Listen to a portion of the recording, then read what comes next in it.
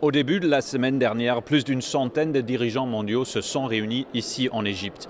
Le président brésilien Jair Bolsonaro était parmi les quelques absents.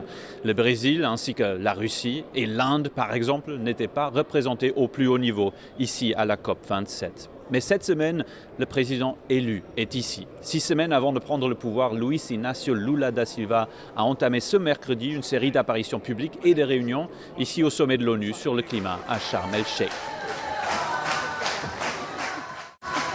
Lula aurait pu facilement remplir l'énorme salle principale ici juste derrière moi. Mais son statut de président élu l'a amené à s'exprimer dans une salle plus petite mais pleine à craquer. Les applaudissements et les chants ont accompagné sa promesse que le Brésil se consacrera à nouveau à la lutte contre le changement climatique et la déforestation. Lula a annoncé ici que le changement climatique sera l'une des plus grandes priorités de son nouveau gouvernement.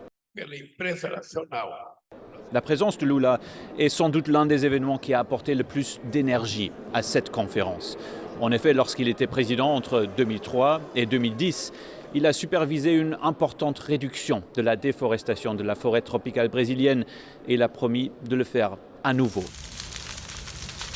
Lula a critiqué ici à plusieurs reprises le président Bolsonaro qui a poussé le développement de l'Amazonie. Sous sa présidence, la superficie déboisée en Amazonie brésilienne a atteint son plus haut niveau en 15 ans.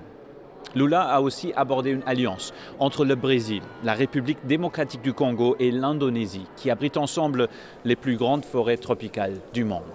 Et mardi soir, Lula a rencontré l'envoyé des États-Unis pour le climat, John Kerry.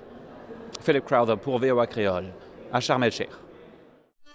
Branchez troisième mi-temps du lundi au jeudi à 5h tapant sous plateforme La Voix de l'Amérique Créole avec Jacqueline Bélizer, Jean-Robert Philippe, Valérie Saint-Louis. 3 journalistes dans troisième mi-temps pour présenter nos dernières actualités locales, nationales et internationales dans une ambiance décontractée. Ensemble avec un invité spécial. Rendez-vous en cassé à 5h tapant pour troisième mi-temps sous La Voix de l'Amérique Créole.